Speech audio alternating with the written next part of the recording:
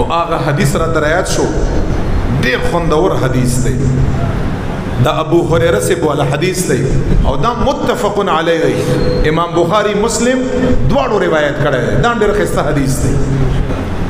اعرابی بتا سو پیژنې اعرابی به په هغه زمانہ کې دیہاتی ته دیہاتی کلیوالا او د باندو د اطرافو اوسیدونکو سادهګان پادهګان خلک وو خو صحابه وو او په نسبت سره چې کوم فخار کې په مدینه منوره کې اوسېدا هغه په نسبت باندې د لک سادهګان غوندي د هغه زمانه ابو هريره څه فرمای ایمان تازه کوونکی حدیث دی وای اورئ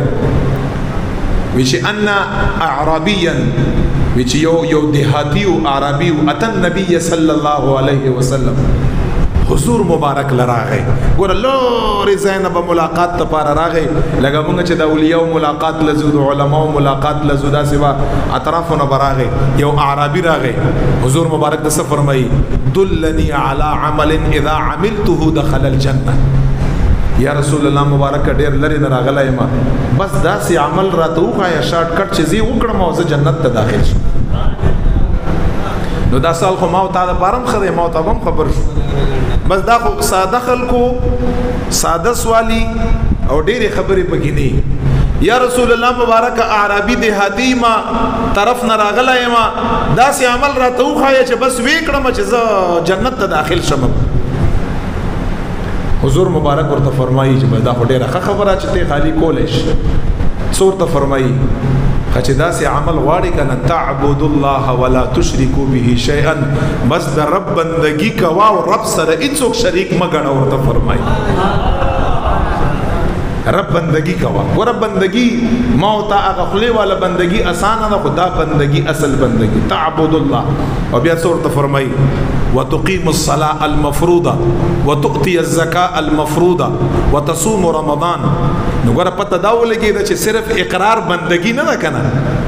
صرف اقرار که صرف په زبان اقرار بندگی وي رسول الله مې ورته ولي چې خدای پاک سره شرک مکوا د الله عبادت کوا مونږ قائم وا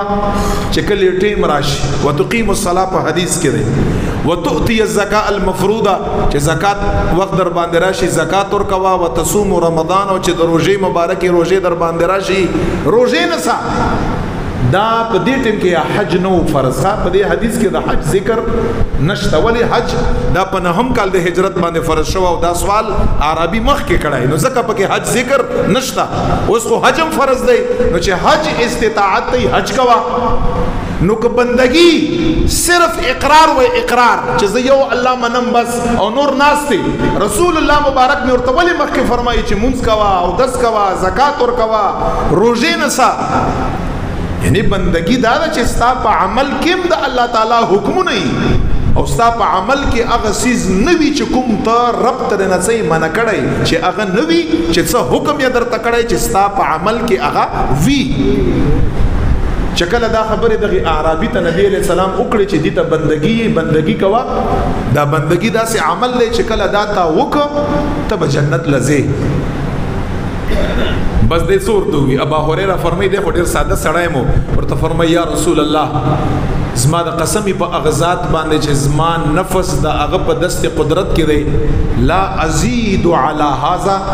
چې دا څه شیطان ماته او خو د کنه عمدا بکړم او په دې باندې بس بالکل زیادت نکړم بس هم دومره بکړم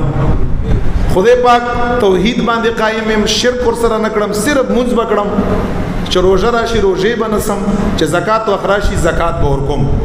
والله لا ازيد على هذا ما لا الله باندې قسمی چې بده باندې یو شایم زیات نکړم بس صرف همدا بکړم بندگی دا هغه ټیم کې دومره وا بس دې وی چې واپس شاعر وګرځولا واپس شولاړ هوا ته دربار نه اوس پشي شاه واوري چې د بندګۍ اقرار یو چې دا بندگی ته ماته خو دا بز کوم بس په دې کې بزیاتای کمای